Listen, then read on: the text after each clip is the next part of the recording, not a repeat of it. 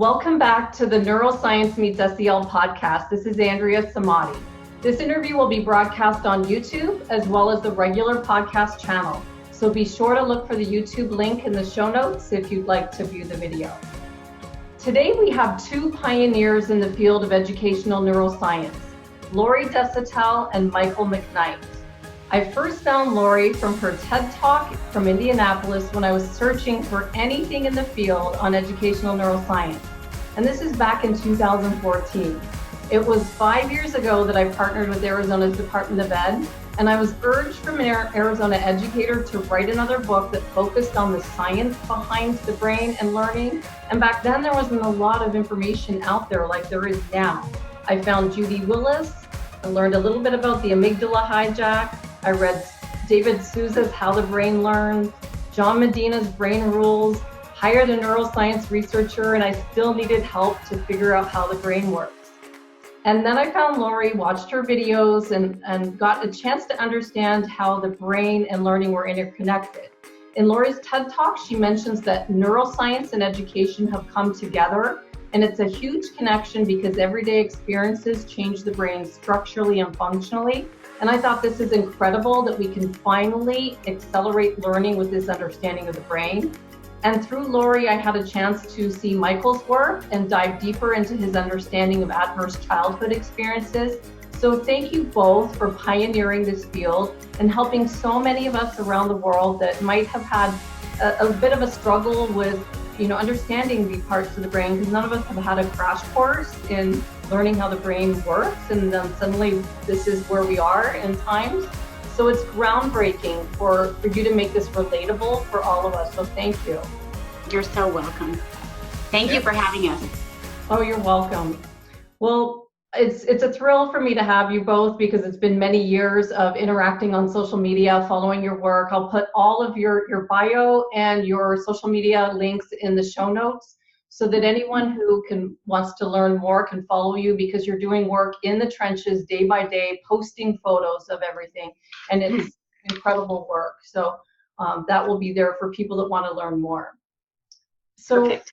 For people who are new to your work, can you give some background on how you both met and began working together that led you to write your first book together, Unwritten, The Story of a Living System, and your most recent book that I haven't been able to put down, Eyes Are Never Quiet, Listening Beneath the Behaviors of Our Most Troubled Students, and explain the movement of being trauma-informed?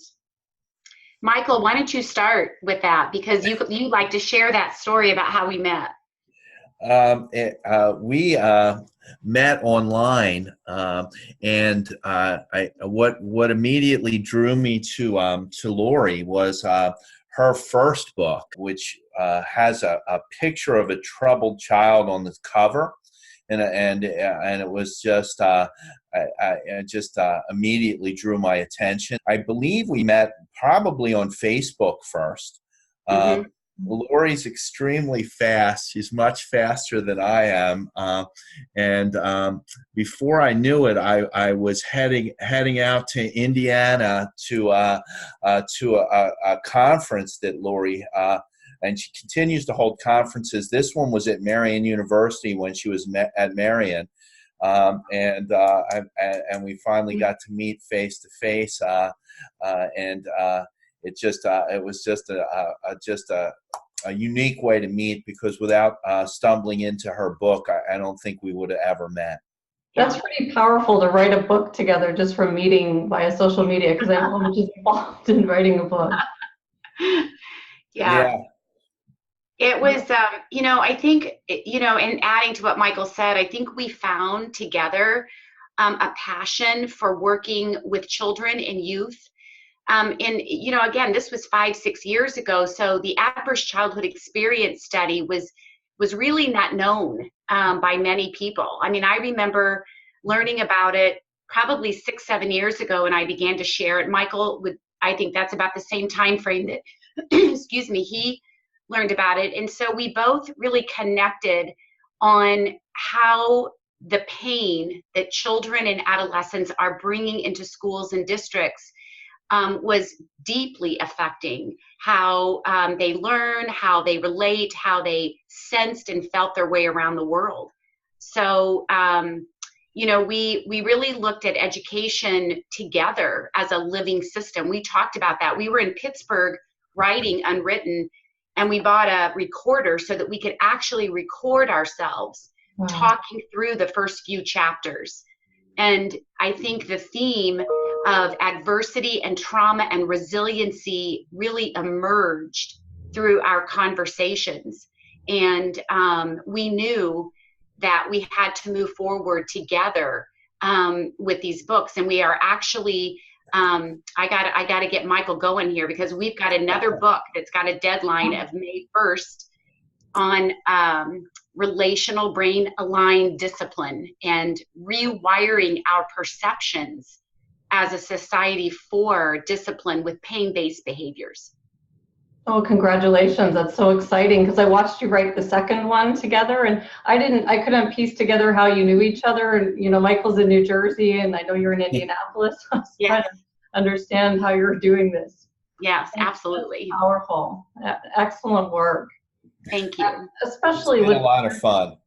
Well, even as parents, we don't understand what we're doing to our children with these adverse childhood experiences. So, family members and neighbors that have children going through trauma, and then it started to open my eyes to, well, maybe that's why the students are causing so many troubles in the classroom. It just was, we could never understand or find the reason for the behaviors. Right, absolutely. And that brings me to my next question, because I could ask it two different ways. I could focus on the problem and say, what could we possibly do to make an impact on our schools and students today, knowing that we're in crisis? There's drug use, bullying, suicide ideation, anxiety. Or I could ask it from the point of view that you take in your book, where we change the narrative and focus on the solution by saying, how does shifting away from the traditional disciplinary approach to acknowledge the impact of stress on behavior and our students' ability to learn shift the results that you're both seeing in schools today? Michael, you want to start with that? Sure, I'll give it a shot. I think part of the shift is really to help teachers recognize what's underneath the surface behavior they're seeing in young people. So they see the surface behavior. It's disruptive. They're not paying attention. They can be disrespectful, disobedient. They see all those behaviors. But what we're trying to link is that's just surface behavior. What's underneath that behavior is a great deal of pain. So we're trying to switch their perception of behavioral problems from geez, these kids have come in here to cause me problems all day, toward, hey, these kids are carrying in toxic levels of stress. And what we're watching is behavior of anybody that would be carrying in that kind of pain. So I think that helps begin to subtly make that shift for teachers. And underneath that surface behavior is really what is driving the behaviors that we see every day in schools all across our country. Yeah, and I want to add to that. I couldn't agree with Michael more. And so that narrative switch that you and Michael have so beautifully kind of laid out is really now a part of a new neurobiology. We now understand that these children and adolescents are coming in with a different biology. And chronic behavioral issues are regulation issues, and those are physiological issues. So, like it or not, agree with it or not, we are being informed like never before. We intuitively know this. We know that there's something going on. A kid gets so triggered so fast. There's an outburst that came out of nowhere, and we just think, what the hell just happened? But when you understand what it feels like and what a child senses in a survival brain state, all the pieces begin to fall together. And we know that any of us, if we don't feel safe and if we don't feel connected, we don't learn. And really it's, and that, you know, when I heard that, I thought, my God, that mimics how the brain develops. You know, we move from brainstem, we develop from brainstem to the cortex. The brain develops from the inside out. And so every area, and I was just listening to a documentary by Dr. Perry, Bruce Perry, and he's really, he really emphasizes that we need to be aware of two things. First of all, that the brain does not work in separate areas, and we know little to nothing about the brain at this point. What we know is informing our educational practices, the social neuroscience of attachment, but we know very, very little yet.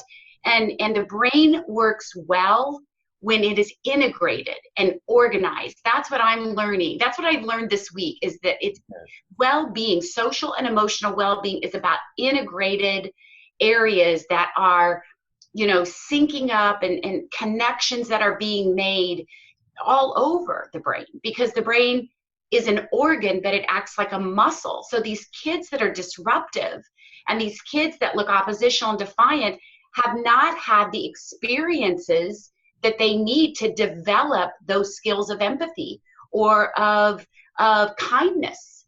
So it really, that's the shift. And that's why we've got to understand the why before we start to plug in all these strategies.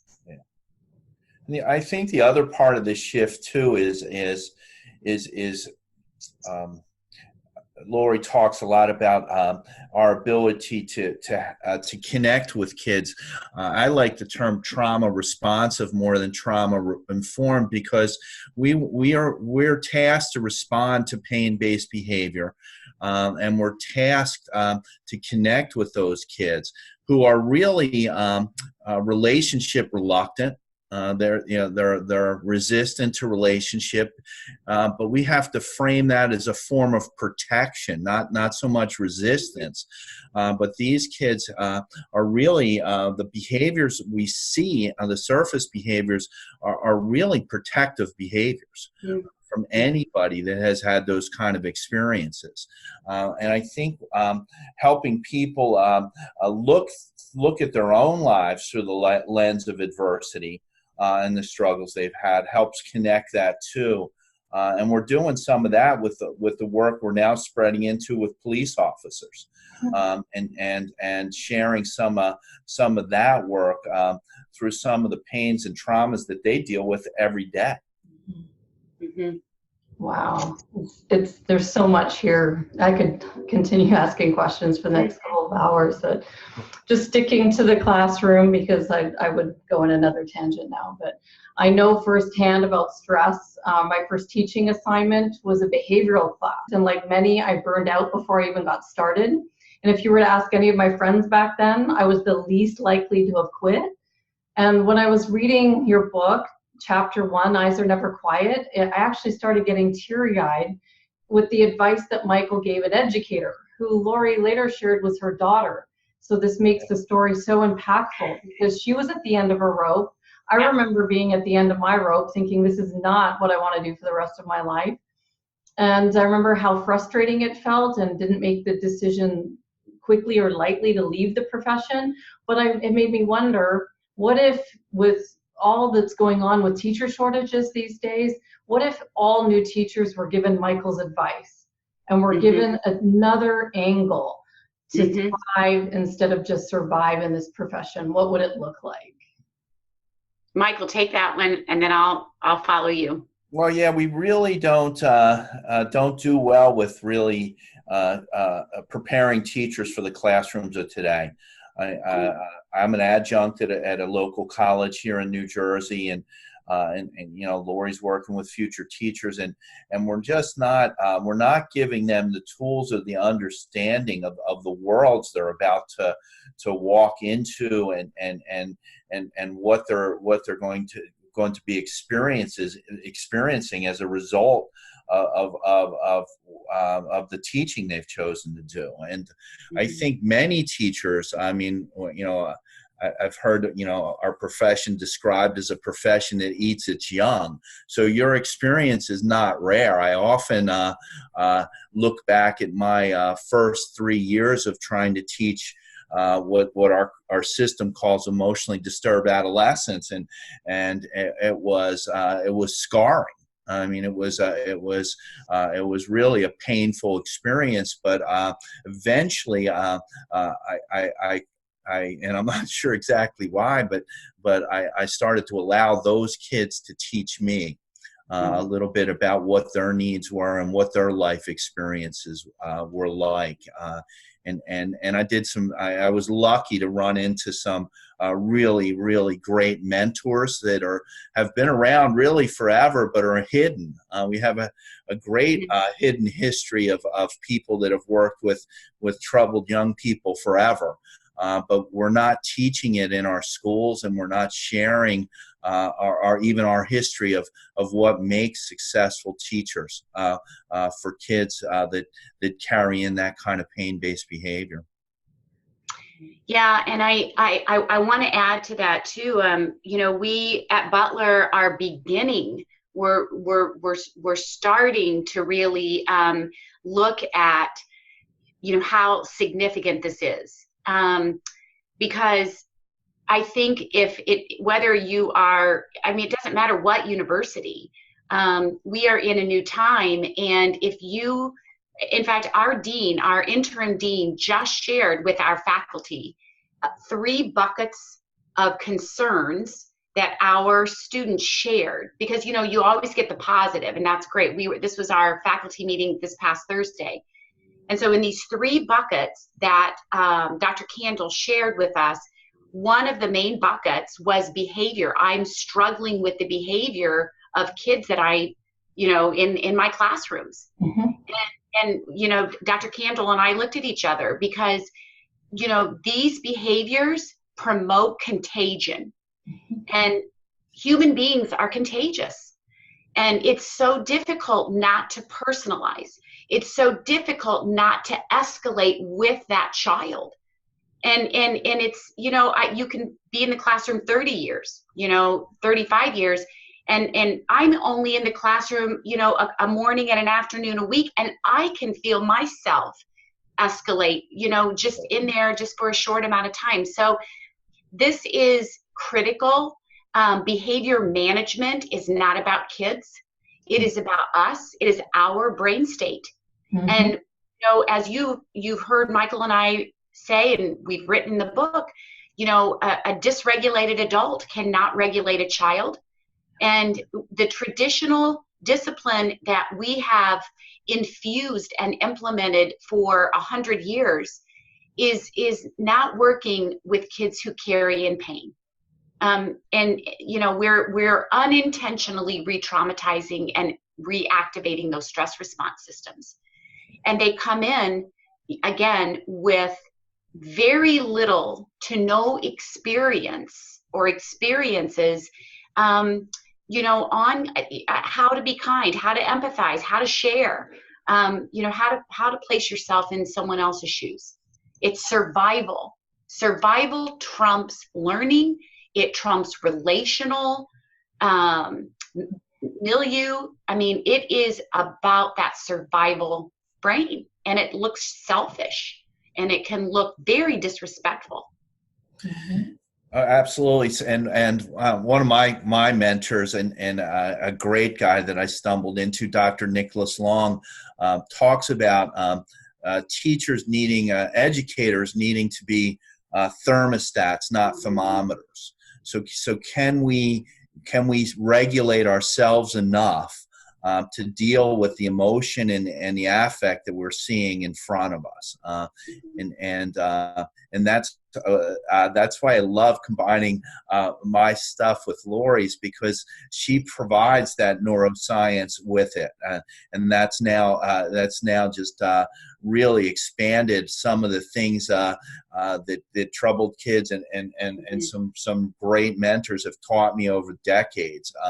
And now with the brain science, we know what we're really looking at, and we know that we have to regulate these kids before they're going to learn. Mm-hmm. Now, what does that look like for well-being for educators, though? Because it's so fast-paced. I remember not even having time to use the restroom, let alone take some breaths. I know what I would do to regulate myself now, and I know the time that it takes. It's a considerable amount of time. How do we do this with educators knowing, bam, bam, bam, they're, spelling tests, switching classes? Well, Michael, you can pick up. But I want to say something because it'll leave my mind as fast as some of the things that. You're right, Andrea. We hardly have time to go to the bathroom. It is fast paced. But I think one of the things that has to be a priority is being intentional about educator brain state in your building, and that's why when Michael and I work with teams and districts and schools, these resiliency teams, we are turning down schools that do not have their principal or their leadership on board with this, because it takes the leadership of a building to really not only be intentional, but to restructure how we can take care of one another as a staff. And in northern Indiana right now, a school corporation, Tippecanoe School Corporation, it's a very large school corporation. They're looking at some other grants where they can provide a neuro center in their schools for teachers. Wow. So in a Fort Wayne school that I'm working with, the principal sat with us in that conference room, and she actually began to make a schedule where every single educator in that building, paraprofessional, whoever was working with these children, had a couple of times a day where they could go take care of themselves into kind of a reset area. So they could get a drink of water, take some deep breaths, pick an affirmation out of a jar, doodle for a minute, listen to some music for a minute. It's critical. It really is. It really is. It's good to see that this is the direction that it's going. So what would be your vision for this work? We know where it is now. Where do you see schools 5-10 years from now? Michael, you want to start with that? Well, I don't think there's such a thing as schools. I think it's almost individual places. So, and they're pretty unique. What my vision would be is can we create enough movement around the work that we're doing, creating resiliency teams in schools, following up that work with those teams, supporting them over time to begin to make these shifts, because these are not quick fixes. They're 5-year change plans over time to begin to make those shifts. So I think, and I see the school as the hub of that kind of work, where the school can even begin that work and move out from the school into the community. And help the communities even become more responsive to the needs of the people in it and the kids that are living there. So it is contingent on adults coming together and really creating a community of learners within their building that they can spread this out. And that's what we're kind of seeing in pockets of the schools that are really running with some of the work we're doing. It's been exciting and really hopeful. Mm-hmm. And I would add to that I don't know if I would call it a vision, but I'm hopeful that these brain aligned regulation and what we're calling attachment strategies, touch points, become a part of our procedures and routines and how we begin a day and rituals at the end of the day, where we are, as John Medina so beautifully states, we're creating family privilege in schools, where students come and they, again, are seen, are noticed, are felt, and they are given the experiences and opportunities to practice those skills that kind of upshift, that kind of move them from that survival, those lower brain regions, organizing those up into this prefrontal cortex where we do life and where we do school. And it does not happen overnight. Yeah. It takes forever. And that's the hardest part of this, I think, is that sometimes we know that we could be working so closely with a child for an entire academic year and not see the effects, but they are there. And right. And that is that's one of the things that I'm always sharing, is that these circuits take time to hardwire and to develop. They do, and that brings me to the standards, because I've been watching Cossel's work with the standards. I've been watching you, Lori, as you pitched in with Indianapolis. What do you see would be your vision to have the standards all aligning? I mean, so in Indiana right now, it's so interesting. I just had a call with the DOE this afternoon at 2:30, and we are actually, so the social and emotional competencies that were published in January here in our state,